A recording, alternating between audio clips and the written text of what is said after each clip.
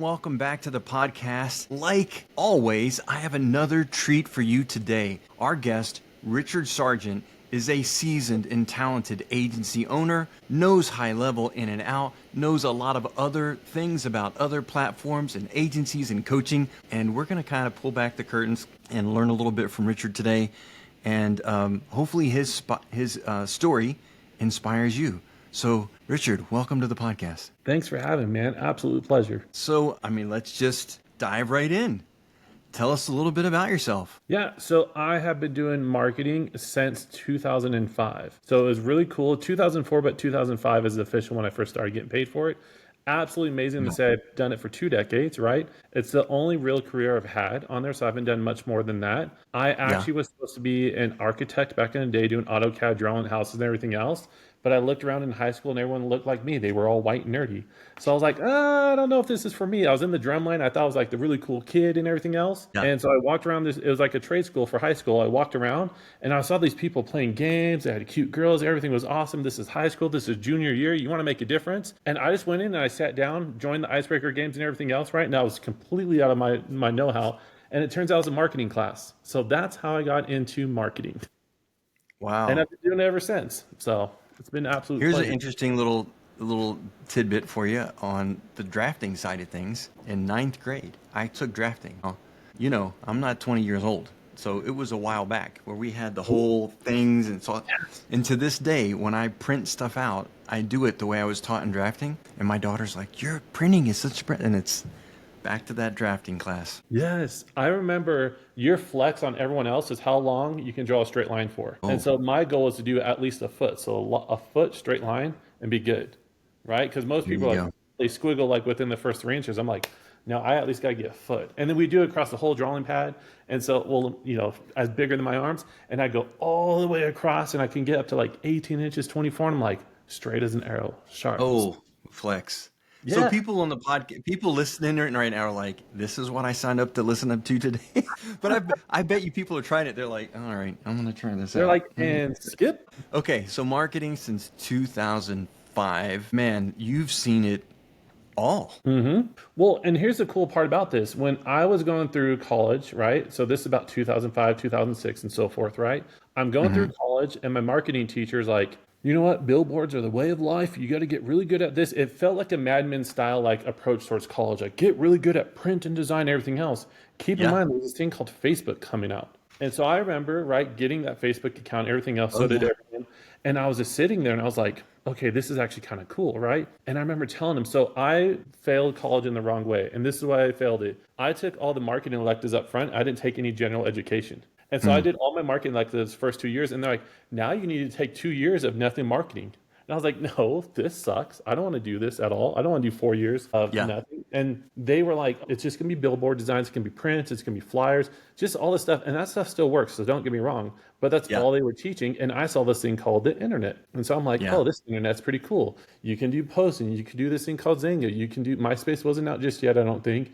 But you can do Facebook and you can post and you can reach a lot more people. You can email. And no one was doing this. And then this beautiful thing in 2007 for me, I found this thing called Google AdWords on there. Man, and I was so lost back then. I'll show you my 2006 and 7, but go ahead. Yeah, but here's the cool part. So I learned Google Ads back then, right? So this is, it had a different name before that. I actually don't remember the name as much, but I remember when it was Google AdWords, and it was rebranded to that. So I jumped on the train, and cost per clicks were like 3 cents. Crazy. It was like 3 cents. You could get some clicks for a penny just so they could charge you for something. Couldn't go lower than a penny for charging, right? So they would charge you a penny.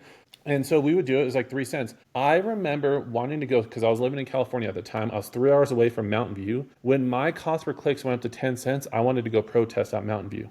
I was like, how dare you Google charge me now? Those same clicks that would have cost 10 cents back then, back in 06, 07, now are $30 to $50 a click. Crazy. So talk about being in the right place and right time with this stuff. Like, I was just in the right spots for these different things. And so I used to do Google ads. I used to charge, and this is when I was in college and when I got out of the college and everything else. Mm-hmm. I used to charge $250, but guess what Google gave me because I became a certified partner, which was really hard to do back in the day. They used to give me a $250 coupon for my clients. So I said, you pay me $250, I give you $250 in ad spend, which keep in mind, if it's 10 cents a click, I'm basically giving them a whole business of ads. Like I'm giving them, it feels like Wow. thousands of dollars. And I Yeah. said, give me a chance to prove that these $250 can make a difference in your business. And they would. And guess what happens? It would. And then they would continue to pay me $250 a month. So I was media Crazy. buying in the early 2000s. It did suck during the, and we don't have to stay on long on this, but like the 07, 08s, Yeah. that sucked on there, right? So you had to pivot, you had to learn SEO and stuff. And so like, I've been through the past 2 decades of digital marketing and seen a lot of really cool things and been a part of a lot of really cool things as well. That's crazy. What's interesting is how our paths parallel and yet also different. So I had a visual merchandising company, signage to store Cool. displays, store fixtures, and I did it for major retailers across the US and was fortunate to have some success back then. And we won't go into all that, but anyway, we'll stop with the. Yeah. But I pivoted into in 2006. I started building custom motorcycles because I thought this is I'm going to go with my passion. And 2007 it was official. I launched my company. And then 2000, what was it, 8 or 9? We had the real estate, and then it struggled, for the longest time. I remember as the internet came about, but I didn't have the vision you had. Like we could do this. I just thought people want to see these bikes, so I'll just post pictures of these bikes. And this was before Facebook was charging. So I was posting. I was like, this is the wheel that we chose today, and this is the paint job that we did, and this is how we customized this. Man, I think we had 130 something thousand followers organically on Facebook, and I was posting stuff on YouTube. But then these social platforms started monetizing. So then Facebook was like, well, you got to pay to pay to have your post seen, right? And I'm like, I'm a struggling business owner because it's not easy being in the custom bike business. And I'm like, I'm not paying you, right? $1, like post it. I'm like, no way. And my 130,000 just stopped. No one saw my stuff. I didn't have the vision. I'm like, this is still worth it. I'm like, how dare you charge me? You haven't been charging me. And so yeah, the engagement I Yeah. still had my followers, but no one saw my stuff because I didn't pay to put it out there. Yep. Absolutely. I remember those days too. That was me for SEO when that happened, by the way.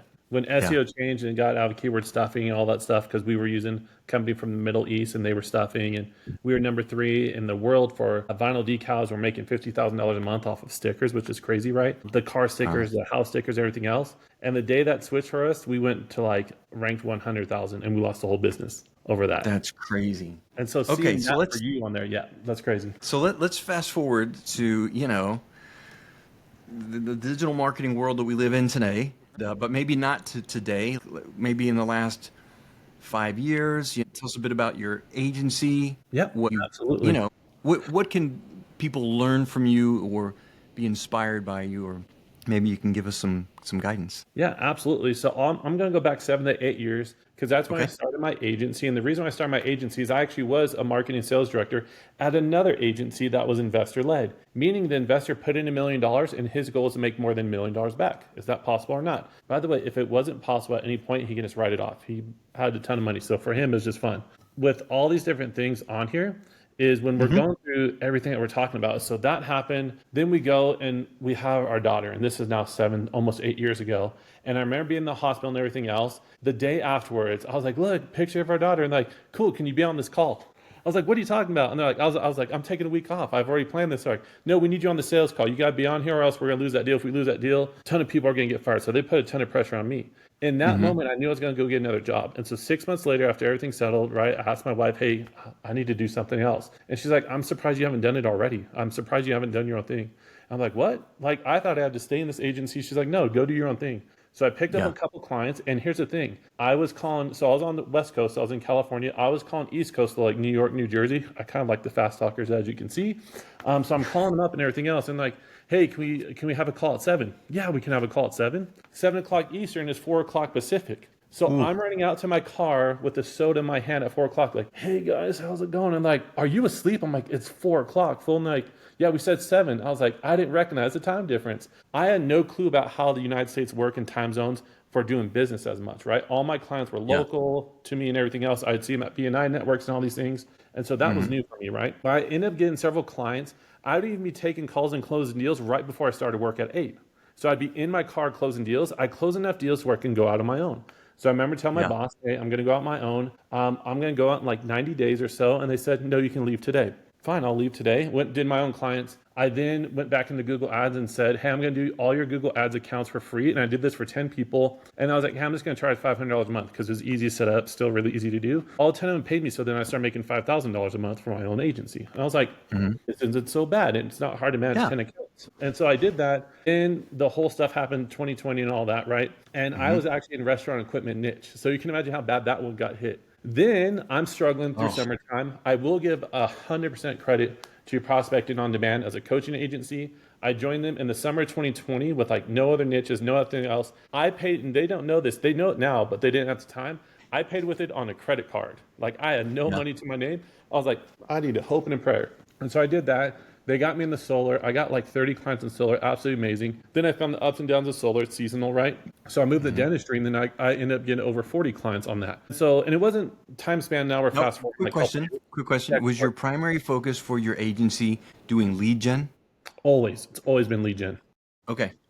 Yeah, absolutely. I believe in, so like, you know how you can focus on like health, wealth, or like relationships and stuff like that. I Hmm. focus on wealth with clients, but even the sub niche of wealth is all about making money or saving time. I'm all about making money for them first. At Okay. the end of the day, I always tell my clients, so this is a pretty good golden nugget and great question, by the way, is when we're going through this, at the end of the day, you're going to judge me by how much revenue I help you to make. That's how you're going to judge me on everything else. You're not going to judge me on my dad jokes. You're going to not judge me on all these different things that you can judge me on. It's how much money are we making together is how you're going to judge me on there. Mm. So that's our main KPI. And so times have gotten rough with clients and different things, but at the same thing, we're still making money. We're still helping them get through valleys of despairs and everything else because sometimes Right. it's on their side of their industry. Their industry is having a hard time or doing these different things. That's not on us. We've been tried and true, but guess what? We have to navigate and pivot with them on Right. there. Well, and it's a good self-realization for the agency owner or the wannabe agency owner that really it does come down to that. They can like you, they can, or whatever, but if you're not giving them ROI, I mean, that's really what they're going to judge you on. That's it. But see, that's the thing is I feel like so many marketers, and I even hear it today, they're like, they're going to judge me on how pretty my landing page looks, how many leads. I was like, leads matter. And by the way, I love leads. I can talk about leads all day long. So you have to like hold up your hand and pause me on this. Most people judge by the actual cost per lead. So if I get 10 leads in and I spend $1,000, it's $100 per lead, right? I don't tell my clients that number. I tell my clients and divide it by how many qualified leads they talked to that they liked. And that's Mm. not always a one-to-one ratio. So if I get them, let's just say for easy numbers, I get them 10 leads and only 5 are good, then the qualified cost per lead is 200. That sounds like Mm. a lot, but now you're understanding it takes $200 to talk to somebody that's qualified. That gives Right. us margin for the people that are not qualified and other people that come through the filters. Because I think everyone Right. gets judged by the amount of leads that come in, total leads, because that's what they report to clients. But it can feel like 1,000 cuts over time because they'll remember every single non-qualified lead. That negativity will actually stack up more in their brain than the actual qualified opportunities they've had. Oh, that's a great nugget. That's a great nugget for people. Yeah. Yeah. So that's what I live by on there is the qualified leads and what really matters on there. I don't want to focus it. Do I hide or suppress the negativity? No.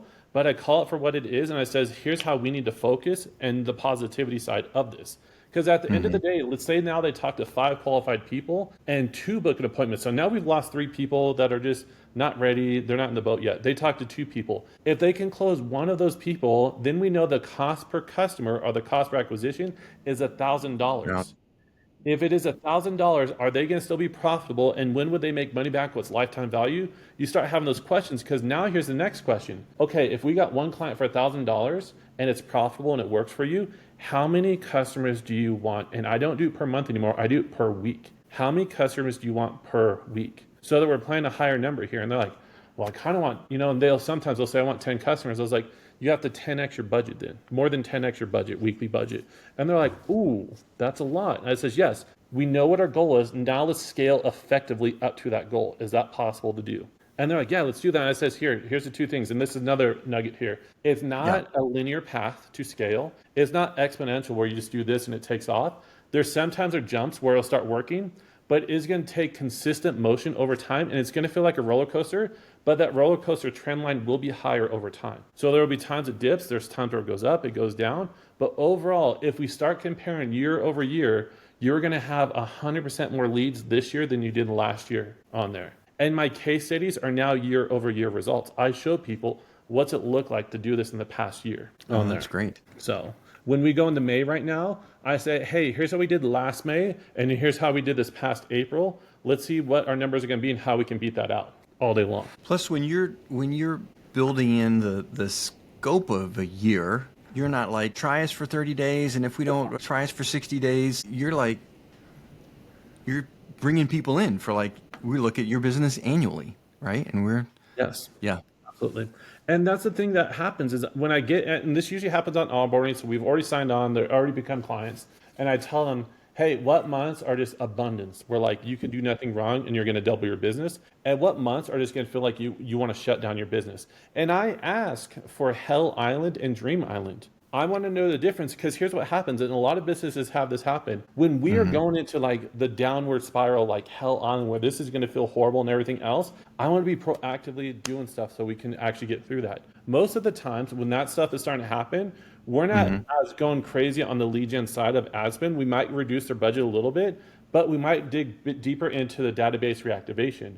We might go into all the leads that we generated in the past year and just rework them. One of my favorite leads that works for almost every single niche, so I hope this is a golden nugget for everyone on here. Let's hear it. Is solar or dentist. Let's go solar first, and you'll see how it applies to dentist really fast, and it can work for any niche. Hey, you got leads, let's say in 2024, you're going to database reactivate them before summertime, because summertime's always hot, and you're going to say, hey, is 2025 the year you get solar? Let me know.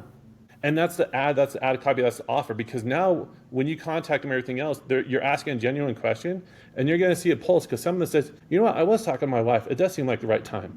On the dental implant side, how much longer do you want to go before you can actually eat the food you want to eat again? Is this the year that you make a difference and or change? But that's something that we absolutely do every single time for people on there. Yeah. Because here's the thing that happens, right? Is if you take those two examples, you apply it to any niche or any industry, the problem that marketers in every single business struggles with, they do not know how to solve the question, or they get the answer of why now? Why now should somebody work with you? If you do not solve the why now, there's no point in working with you. It's just a nice to have versus I need to have it. Yeah, I love it. Wow, several nuggets there for our viewers. Okay, so you've done the agency, you've done solar, you've done dental. I know you do some coaching. You're great at lead gen. What platform do you use most for your agency? And, tell us about it. Yeah. So the three platforms that we use the most, I'm going to say is GoHighLevel or HighLevel. We won't get into that debate. Sure. I just know it's GoHighLevel because I'm a domain guy, right? GoHighLevel is number one. We both know the reason, though, right? We know the reason for the names. I mean, I know. Do you Tell know? me. No, I don't. No, I can tell you exactly why. Yeah. So they named the company HighLevel, and which is the official name, but they went to get the domain, and HighLevel wasn't available. And so they just were like, okay, we'll have GoHighLevel then. And so the business is actually HighLevel, like most agencies starting out. We're like, oh, we can't get the domain we wanted. We'll just change it a little bit. So that's how GoHighLevel is GoHighLevel. It's just the domain. That's crazy. Okay, it's funny that you say that. Yeah, Robin told me that. Oh, I'm so glad you told me that right now because, I've been using it since 2019, right? And I just always wonder, I'm like, there's a debate. It's HighLevel, it's GoHighLevel. What is it? So the fact that it was just a domain that they couldn't get, my gosh, that's crazy. Yeah, I think, in fact, Robin and I was in Dallas. This is a couple years ago. And Robin and I went to lunch and we were just talking. I was like, now help me understand. And this was, I was just getting into the Cairo niche and we were just shooting the shit. And he was like, I'm like, which one is it? And so he told me that story. That's crazy. Dude, thank you so much. Because here's the thing. I don't do enough digging to find that stuff out because I sometimes feel like it's my own ADHD wanting to know. And then guess what? The channel changes in my brain. I'm on to the next thing. And so I've always wondered that, but I never given enough thought to like, do I really want to solve that today or find out? I just always GoHighLevel. It's GoHighLevel in my brain. We're good to go. There you go. Okay, so use HighLevel. Yes, GoHighLevel. And then just the top two ad platforms for us, it's Google Ads and Facebook Ads on there. Okay. So I'm a very simple agency owner since day one. Now, here's the cool part. what we're getting into now, which I'm absolutely loving and everything else, is you have these different platforms, right? They help you to get leads and how to nurture your leads and everything else. So you use the ad platforms, they come in the Go High Level. High Level can nurture them and everything else. But we were pretty hardcore into hiring people from South America and the Philippines to handle our leads. Now there's Mhm. these things like Closebot. We did Zappy Chat for a while. We liked that a lot. We're doing Closebot. We're seeing Yeah. Voice AI. We're doing employee agents, which by the way, to me, I feel like I'm back in the 2005 where they're like, oh, check out the internet. I'm like, what's this thing, right? That's how I'm feeling right Yeah. now about it. I So, know. oh my So I got God. to tell you really quick. Yeah, go So for I it. was on a coaching call earlier today, and I'm coaching my group, and someone goes, I'm not going to call them out by name, but they're Yeah. like, Dar, so, I'm using the high level voice and it like sounds like this, but this other platform, which, so we've got high level, which is the multi-feature CRM, do it all in one tool. And then comparing it to like a couple other voice only platform, like this other voices sounds a little better on high level than this other voice. But I'm like, he's like, so which one, what? I'm like, only you know that. Your customers don't know that. You haven't put this in front of them. I'm like, when I build a voice bot for someone and I put it in front of a business owner, they're like, wow, I had no idea, right? I'm like, this is just like the beginning. And high level has proven they will dominate, right? They will mature the feature. I remember when they had campaigns and triggers. We had over 100 chiropractic offices on campaigns and triggers. In fact, about 140 at the time on campaigns and triggers to run all their stuff. High Level came out with workflows. And I was like, whoa, I'm not moving to those workflows. They look so intimidating. It was until High Level was like, we are not going to support campaigns and triggers anymore. You've got to move to workflows. So we had to migrate all, and I was like, oh my gosh, and don't want to do it. And then, it was intimidating at the time, but honestly, it was so simple at the time. And you look at what High Level introduced as workflows compared to Active Campaign, and you look at High Level's workflows now and all the amazing stuff you can do with them. So I told this coach, and I'm like, look, 5 years with High Level, I've just seen they will mature a feature that is a feature that the community needs and wants. And frankly, because it's blade revenue, and it's what everybody wants right now, they're going to do it even more. Yeah. Anyway, but yeah, I mean, we were right there. People don't know how if it's not as perfect as the other because it's really damn good. Yeah, absolutely. And here's the funny part though. I was a nerd that was making money back in campaign and trigger days. I would build out a lucid chart for people on there before Miro and all these other whiteboard things on there. I'd build a Yeah. lucid chart of how all the campaigns and triggers connect together because I came from that background, my architecture background, right? So I would build the mastermind map of how all your campaigns and triggers came out. And I was like an active campaign partner. So I understood that. So when that came over, Ugh, that was a welcome joy for me. I nerded out and I yeah. actually failed my team because instead of delegating to my team that I had, I was like, guys, this is the thing I love doing the most. So I did that and sales dipped for a couple weeks because I was like, I'm going to build it all out. And they're like, that's why you have us. And I'm like, but I love this. This is my favorite techie thing. So that's Yeah. actually one of the last techie things I did on my team. Now I've just hired other people and done other things on there, right? Yeah. It's the on the flowchart stuff. So actually, when I got really smart about things, and I have to credit Graham on this. So Matt and Graham, owner BAM, owns HO Pro Tools. They were business partners of mine for a while. And as we were scaling Cairo Dominance, they were like, "What's your flow?" I'm like, "This and this," and they were like, "Show it to me." I'm like, "What do you mean, show it to you?" Yeah, yeah. And so I tried Lucid Chart. It didn't go so great. Then I built it out in Miro, and it was intimidating at first. I also have ADHD. But once I got locked in on it, and I essentially decided one color block would represent manual action, the other one would represent an automated action, like one pink, one blue. And my goal was to turn them, as many of them blue as possible, as many automated, and it Awesome. really improved my flow because I was able to see my flow, but then also see like, oh, and I could do this and I could do this. And build out this amazing flow. And I actually should teach people that now in my coaching. But here's where we're at now in the high level space. People were like, just give me your snapshot, right? Like we didn't have anyone give us a snapshot. Like we had to build it all out. People still do, but most people are like, just I want what you have. Just give me yours. Yes. And Yeah. everyone thinks it's plug and play on there. You know what I mean? Which I'll Mhm. share one thing on here. I'm going to give a shout at Brian Hardy on here is that like voice AI has been around for a while, but I purposely held back. I had my team try it out for like 2 months. I was paying my team to do this, not full time. They're doing it. And we just had Mhm. the jankiest of jankiest things. I meet with Brian Hardy. He's like, dude, check this out. This is what you got to do. This is how it is. We kind of plug that play stuff in there. and then we're getting it really close and still like work on stuff. But like the one thing I've learned from this and what you're mentioning right now is like you still have to learn, I feel like, to build it from scratch or understand the things. But one other concept, so this little squirrel moment here is that as we're going through this with everyone else, I feel like there's a lot of agency owners that would have been a great partner to somebody else on there. But we lost the art of partnering up with other people. And people always say the bad stories about partnering versus someone that's really techy that never wants to sell, someone that never wants to touch tech and only talk to people. They should probably be partners together on there. Yeah. We don't see that as often anymore because people don't know how to partner or work together because backstabbing, all like there's all these negativity things towards it, right? I'm now telling people you should actually be really good at what you do so you can partner with somebody else. You know what I mean? So we see that a lot nowadays, especially on the coaching side, like actually coaching people. I see them and like, I wish they can just find someone to sell. And there's people that are really good at sales that can't work their way through a Google Doc. And I'm like, you should have a partner for the back end. And so I almost want to And then like, there are people that will just never get out of the back end. They're like, I haven't got any clients. I'm like, who've you talked to? They just will not. I'm like, you've got to talk to people. You can only sell to the number of people who know you exist. Yep, absolutely. So Dar, if anyone from Go High Level watches this, let's let them know I love them.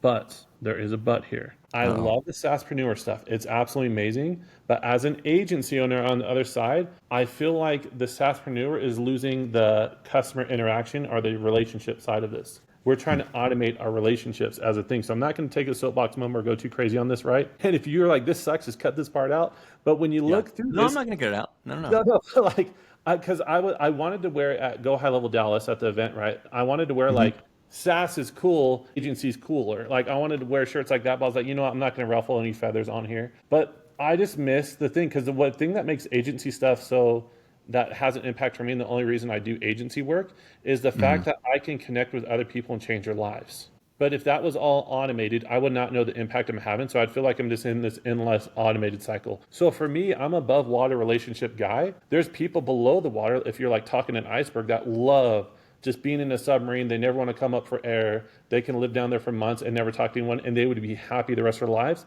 And I get that, but those two people should be working together. Yeah, that's a great point. That's a great point. Yeah. For me, talking to people, I've found like my sweet spot of what I really like talking to, like my people, like talking to you, talking to Alex, talking to Matt, the agency owners, the people in the high level space, and the entrepreneurs. That's my tribe that I like talking to. As much as I love our customer, well, I wouldn't say love, as much as I like our customers for back when we had the Cairo customers, and of course now I have Biz Dominance, and so we have a different niche of customers. It's a different interaction and relationship, and yes, we help their business and so forth, but like this is where, I feel the energy, so to speak. And if I was to share one thing, the quiet part out loud that keeps me up at night sometimes, right, is I can see so many people on the coaching side, in the industry, inner circles and everything else, they have shared some of the coolest snapshots, automations, and things I've ever seen in my life that would absolutely dominate the market. But they don't know how to communicate it, create a video to share with other people, or how to talk to customers. And so they have shared with me, and it's taken them 30 minutes to explain this really cool thing on a morning drop-in call. This is a really amazing thing. I'm like, great, how are you going to get the customers? Like, are you going to call anyone up and share this video with them? And they're like, oh, no, I can't call anyone. Oh, I can't send an email. I don't know what to say. I don't want to talk with people. And I'm like, my heart, that's the part that hurts for me, is to know that they have spent hours of blood, sweat, and tears behind a keyboard building something really cool, and not enough people will see this. And here's the opposite side, right? Is I remember it, YouTube 2013, 2014, this guy that I knew 40 miles away from me that was in my same circles, he was making these YouTube videos and they sucked. And so guess what? I was the bad guy in this situation. I was commenting on his videos. Dude, insert name here. Your videos are just not good. You got to get better video. Because I was around the agency worlds, the Mad Men video productions. And here he is on a single camcorder shaky and just sucks. Let's fast forward 10 years. He has multiple golden awards from YouTube, like a Mr. Beast style type person and everything else. I just happened to see him in his first 20 videos and be the bad guy, the hater that said, you should quit on here. And now what is he doing? He has training academies. He has a house in Malibu, right? Like he has all these different things, living the life, doing streaming 24/7, and he's crushing it. He's unrecognizable. I'm still the guy. I think that's a great point. First of all, kudos to you for being, honest about that. Kudos to that person for not giving up and for doing it when it's really uncomfortable and they suck. I remember when I was posting, I did stuff when I didn't know you were supposed to be doing stuff, this is back when I was building custom motorcycles. Yeah, yeah. I would post videos on YouTube like, hey, we're just doing, because I was just trying to sell bikes, right? I'm like, hey, we're doing this. I didn't have a YouTube strategy. I didn't have, but I would go on and show people every day, and it was not very good, but we got traction. However, our business, for various reasons, in the custom motorcycle business, overhead outpaces production, right? That's just the simple formula of it, and we couldn't keep it going. And I was embarrassed as a business owner. So I was like, I'm going to do a podcast. And, I was listening to Russell Brunson, and Russell's like, tell them your story. You don't want to wait until you're at the top because they won't, be able to identify with you. But tell them now so they can see and I was like, so I would record. I wouldn't even record on video because I was too embarrassed. So I got Anchor. Remember the little app Anchor? And I would record podcasts. And I have I think about 8 or 10 episodes in Anchor where I'm just kind of telling people stuff. But I don't remember exactly what it was. But basically, I didn't launch them. I didn't put them out there because I was too embarrassed that I was a struggling business owner and I didn't have the answers. And I was trying to figure things out. Fast forward to where we're at today. I did figure things out, grew and sold a SaaS agency. Some people know the story. And now I'm doing a YouTube channel, right? And people are like, oh, look at him. And I missed that golden opportunity that I can't get back, of sharing that story of I sucked and I sucked and I sucked and I would have sucked a little bit less, you know what I mean? And over time where people would identify for that. So Yeah, absolutely. Anyway, One of my favorite questions on here is I always ask people, hey, so you're an overnight success, and people, oh yeah, cool. I was like, how long was that overnight though? How many years? Oh man, mine was a long time. But that's the best part. That's the beautiful part. Every single time I've ever asked that question is that, hey, you look like an overnight success for everyone on here. You got a great following. You're doing all these different things. But how many years was your overnight success? How long did it take? Mm-hmm. Every single time, we're talking decades. We're talking more than 5 years. The lowest I've ever seen was 5 years. But they also sacrificed a lot in those 5 years to get to where they are. But most people, their overnight success is over a decade long. No one just, hey, because some people are jumping into the game right now or in the past 5 years even, right? And they're just like, oh my gosh, I'm going to make it in 2 years. You're like, you're going to be someone in 2 years because you already are somebody. But at the same time, your success story of everything else is probably going to take a decade. So plan for that now and do actions and activities right now that will set you up for 10 years from now to be successful. What does that look like? And they're like, what are you talking about? Next month, bro? I'm like, no, that doesn't happen. I know. And I would tell, so I don't want to, I'm tracking with what you're saying. So anyone who's watching this and they're thinking about getting into HighLevel and 30-day free trial, and if they're like, oh no, I can't be successful for 10 years, that's not what you're saying, right? He's talking about you have to measure your life success over 10 years, and it takes time to build that. Can you have success earlier? Yes. And will some people get it faster than others? Sure. But, for me, I started over at age 49 because age 50 was approaching. And I was like, man, what am I going to do here? Like, I'm about to lose my house. And so I started learning then. And age 50, I started my digital business, but I didn't have customers. When I say started, I got a ClickFunnels account. That's what I did, right? I didn't have a, right? And that led us to, of course, where I'm at now with HighLevel. But it took a few years. I would tell anyone who's getting started in HighLevel now, is it an incredible opportunity? Yes. Have you missed the boat? No. You're still at the forefront of the opportunity with where we're at with voice AI and all that. But don't look at it as a month-to-month thing. Like, if you're looking at it like, oh, I'm going to get a 30-day trial and I got to make that money back in a month, well, just don't even start. And I know that it goes against the grain with people who are like affiliates, like, give it a try and you can make this. View it as a business. When I had my other businesses, I had to write a business plan. I had to present it to the bank. I had to put my house up for collateral. I had to sign a 1-year lease, actually 1 or 2 year lease on a building that I leased. I had employees. I had to buy a product. I was several $100,000 in before we sold anything. And so you have to look at this business, although it's an incredible business opportunity, you have to look at it as a long-term business. Like, what am I going to do with this business in a year? And I'm going to reverse engineer, the steps I need to take, the things I'm going to learn, setting up my HighLevel account, identifying my niche, my offer, learning how to do the things, within, let's say, a month or 2 months or 3 months, I'm going to be out in front of customers. I'm going to suck. I'm going to be okay with sucking because that's how I make mistakes. That's how I learn. But if I stick with it, like the YouTube guy who you mentioned who sucked videos, you stick with it. I mean, I stuck with it. That's the only reason I'm here. There are a lot of people smarter than me in the high level community. I just did not give up. And so if you have that resiliency, you will achieve that success. And if you do that, you will achieve that success sustained over 10 years. Like you'll have your, hills and valleys. But yeah. Anyway, all right, off my soapbox. No, I'm freaking back on here like, hey, stay on that soapbox, man. Let me get some popcorn. I'm enjoying this. No, yeah. Here's the cool part about this, Dar. We've been in the same Yeah. network, but we haven't like connected until now, right? So I didn't know where you started. You started at 49.50 and everything else. I didn't know any of this. So to me, I've just seen Dar as like Dar's been doing this his whole life and has been super successful. He walks around with, and I'm not saying this about you, but like you have this aura that's absolutely amazing to where you could walk around on a red carpet or velvet rope around you, but you can bring people in and make people feel so special on there, right? Well, thank you. And so Thank it's you. really That's cool nice. to see this and where you are here. And I'll share one thing, right? So the Salt Lake City event on here, right? And this is about you, and this is a good thing on here. Salt Lake City Okay. event. Anyone that talked about like who was your favorite people to talk to and everything else, your name was in the top 2 on there. Oh, that's nice of you to say. Thank you. And it would be pretty close to a tie between you and Alex. And Alex is the one hosting the event. So how much Well, impact? Alex is giving away pajama bottoms, so you gotta say That's Alex. what I'm saying. So like you have to like, okay, next time give away pajama bombs to win out all the things. But I think it's just cool to know that like people, and there's a lot of people that you met at the event that are brand new to this and everything else like you're talking about, but they just felt like you're just another friend for them. They don't know any of your experience or anything else, but they learn really quick on how good you are, but how open you are. And that's something I feel like everyone should be able to model. Is that like, because there's a lot of people, because I'm in Utah right now, so they had an event here, and it's kind of the who's who, what's what, and everything else. But I always wanted to do this, and I actually paused for a little bit. I wanted to build a community where if you're a starter or the top affiliate, because we have them here in Utah, if you're everyone in between that, like, I'm not accessible all the time, but like, let's come together events, let's help each other out.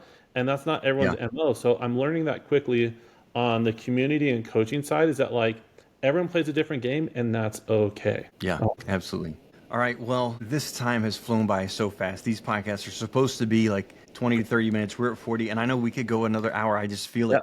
But, I'm still new to these, so I don't know how people's attention span, if they're going to hold on. So any parting thoughts that you want to just lay on people? Absolutely. It's cool. I ask this question all the time. I'm going to jump into this. 3 things I wish every single person would do. So if you erase the whole entire podcast and you start right here, and this is where you're going to go, right? 3 things I wish everyone can do. Learn how to over communicate. It might be annoying at first, but you will make sure you're always on the same page. Number 2, learn how to make better decisions for yourself and for others. What factors need to come in play? Don't just choose from a gut unless that's what's made you your quote unquote millions of dollars. Make sure to learn how to make decisions. And number 3, understand how you should focus and spend your time daily. I wish people would do those 3 things. If you could do those 3 things, I'm going to say it right now, I'm going to get pretty ballsy. 99% of the problems out there would be solved in your personal life, in your business, and everything else, if you could do those 3 things on there consistently. Love it. That's great. I mean, that's I would drop the mic, but it's attached. So I was like, no, as a wedding DJ, I never wanted anyone to drop the mic because that would cost and it might break and I have to go buy a new one. And they knew us. So I was like, don't drop the mic on this one. Lay it down on a pillow. All right. Well, Richard, thank you so much for being here, for imparting your wisdom, for sharing your story. I have certainly enjoyed it. I know our viewers have enjoyed it. Until I see you at the next event, viewers, I will see you on the next show. Absolutely. Thank you for having me, Dar. All right. See ya. See ya.